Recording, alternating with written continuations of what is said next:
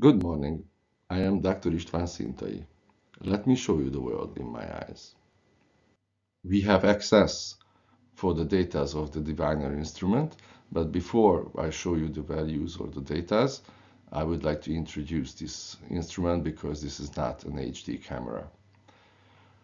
The diviner has two telescopes. Each telescope has a fixed aperture, so photons can be entered the instrument from a specific direction. And this direction is set by angles, as you can see on the plot. And if the instrument or the spacecraft is at 50-kilometer altitude, then the field of view is 160 meters across and 320 meters along the track. One detector of the instruments can see almost a 6 soccer field of territory from the surface if the instrument is at 50 kilometers of altitude. If the instrument is above 50 kilometers, then this field of view is bigger than this size, and if the altitude is lower, then the field of view is lower than this 6 soccer field size. The instrument has two actuators, so the telescope can move by two axes, so the instrument is always able to be directed to the mass center of the moon. Inside the telescopes we can find the detectors. The diviner instrument registers radiation in 9 wavelength channels. In comparison with an HD camera, it normally takes 3 channels, one red, one blue, and one green. But the diviner makes 9 channels measurements. 2 of this in visual, 4 of this in thermal, and there are 3 other for scientific purposes. Each channel has 21 detectors. As you saw in the field of view of one detector, there are 21 designed beside each other. So meanwhile flying, the diviner instrument can scan 21 times 160 meters, so almost 3.5 kilometers wide territory from the surface. This instrument is basically counting the intensity of the radiation.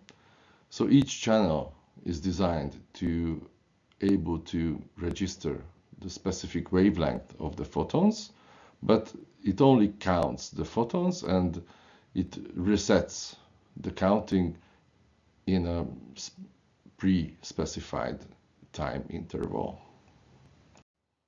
The clock time of the instrument is 128 milliseconds. So we can say that at each channel and at each detector gets one value in every 128 milliseconds. So we can say that one detector for at 1 second makes 8 measurements.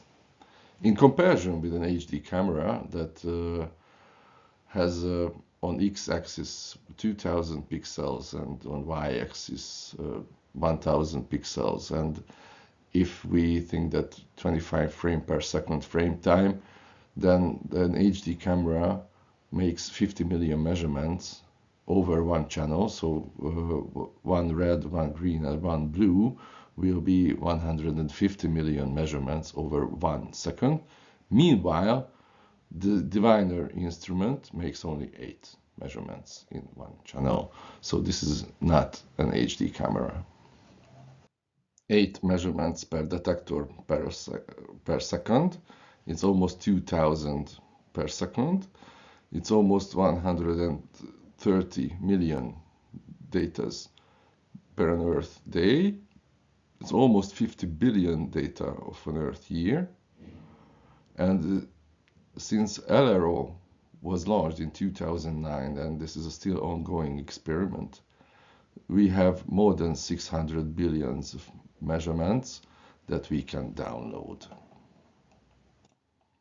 I suggest you to remake my downloading only if you are experienced with handling big data sets and unless you have read carefully the software interface specification of the diviner. Through the planetary data system, we have access for the measurements of the diviner. I choose channel 6, which is the most suitable channel for daytime temperatures. I choose 3 detectors from the middle, and I filtered the data by the incident angle that having below half of a degree. So I am chasing for the subsolar point. After the downloading, I use the filter that is the activity flag 110, meaning that these are the normal nadir measurements. From this, we get 80,000 rows of data. If we make a plot from these data, from all of these data, that on x-axis is the moon-sun distance, on y-axis is the temperature, and if I show you all the 80,000 measurements, they look like this. The data forms groups. It is because the mapping history of the diviner. The Lunar Reconnaissance Orbiter is on a pole-to-pole orbit around the Moon, and the plane of the orbit is nearly the same regarding to inertial space. The subsolar observations take place only 2 times per year. The orbiter crosses the equator perpendicular to the equator, and the next orbit is around 1 degree of longitude away from the previous one. The subsolar point is moving on the surface, so there's going to be a so-called elliptical territory where the subsolar measurements taking place. This ellipse is 1 degree width and almost 10 degree longitudinal degree length. So this red ellipse described on the plot is around 30 kilometer wide and 300 kilometer long, and meanwhile this territory is scanned by 10 or 11 orbits, so 300 kilometers of the territory is scanned by 10 3-kilometer wide measurement. This is going to be important.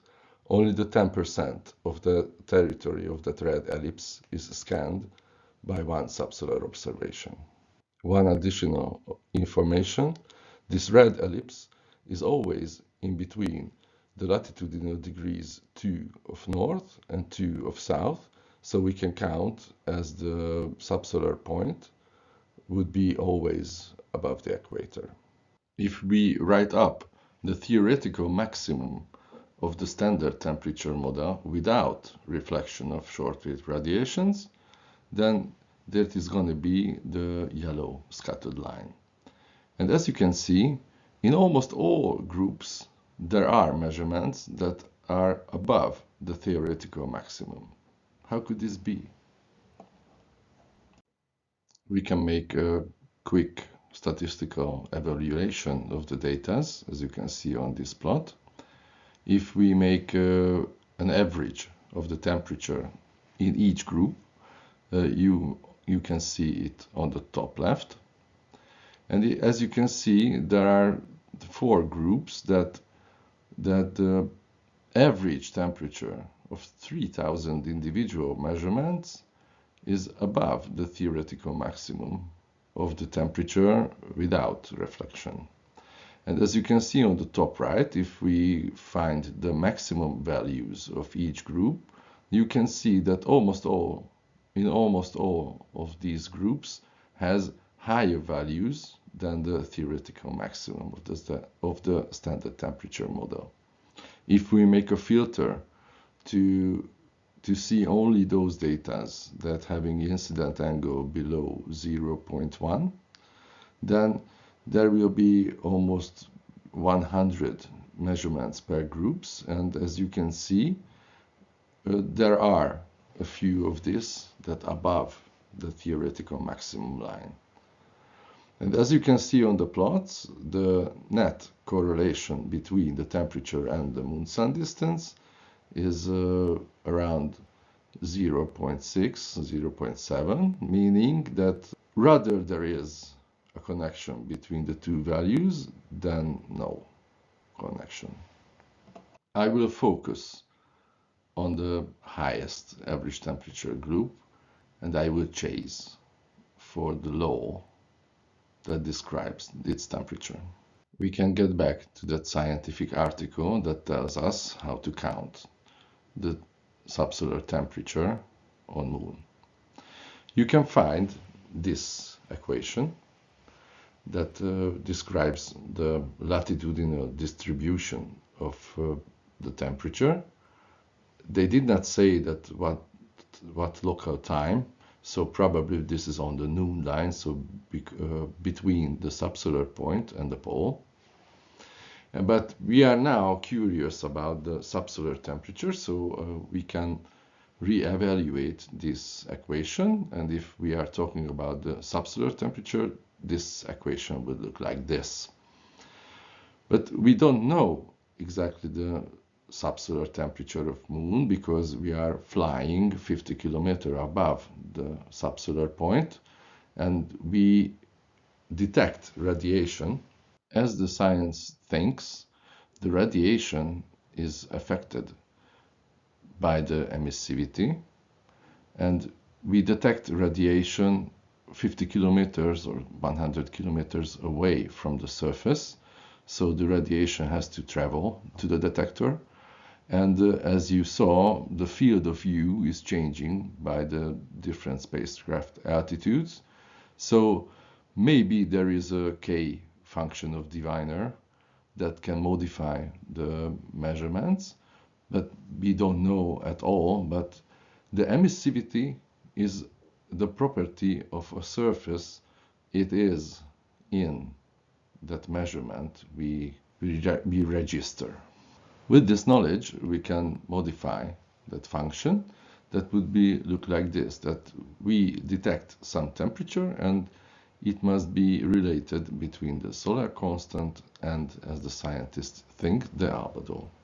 We can read in this article that the scientists used 1370 watt per square meter as the solar constant for all the time.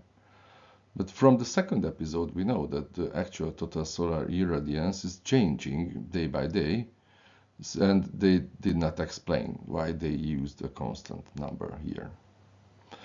Okay, but if you see that function, this function can have a maximum if albedo is 0.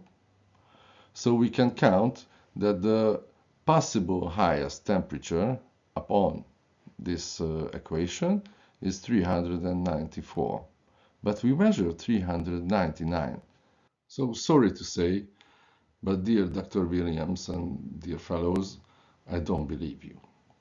Okay, let's see what happens if we count with the actual total solar irradiance at all the time. This function will have a maximum if the rotational index is 1, so we count only with the standard temperature model. And as you can see with the numbers, with 1361 watt per square meter solar irradiance at 1 astronomical unit will produce 397 Kelvin at the closest moon-sun distances. But it's almost 2 degrees lower than what we measured. It would be in need 1395 watt per square meter of radiation at 1 astronomical unit. To produce higher subsolar temperatures, it would be in need more than of this, and 1364 was the highest value we have ever measured. So something is missing in our theory. How can be the surface hotter than the available performance? And where is the performance of the reflected light? Maybe there is some reasons for this. As I mentioned at the beginning of the fourth episode, more than the half of the surface is irradiated from the star, but these angles, this phi angle is very tiny, it's only a quarter of a degree, and that lane from besides the terminator line is only 8 kilometers wide on Moon. So this is not going to be a very big difference from the theory we were talking about. If we make a mathematical trick and use a modified angle to describe this situation, and we use the modified angle as the temperature dispersing rule, then we can slice the sphere and make the standard temperature model again with a big counting, and we can count that in that case the rotational index is going to be lower than 1. It's going to be 0.99. So 1 is not a theoretical minimum for the rotational index. But unfortunately, this little change will be not enough to produce these numbers we measure. We are going to get closer to the solution, but not enough. So yes, rotation index can be below 1, but not enough. The other thing is that the incoming radiation is at that specific moment is high. But we do not know this because the highest resolution of the incoming performance from the sun is available for public only in 6-hour averages. In the 6-hour averages, I did not see anything, but I don't know what happens if we look actual total solar irradiance in a time scale of a minute or in a second.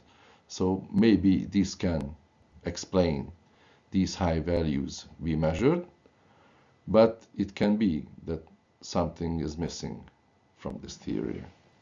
So in the next episode, we will see what is in the data of the channel 1, which is designed for the visual wavelengths of light. Be well, and don't forget the sun will rise tomorrow morning for sure.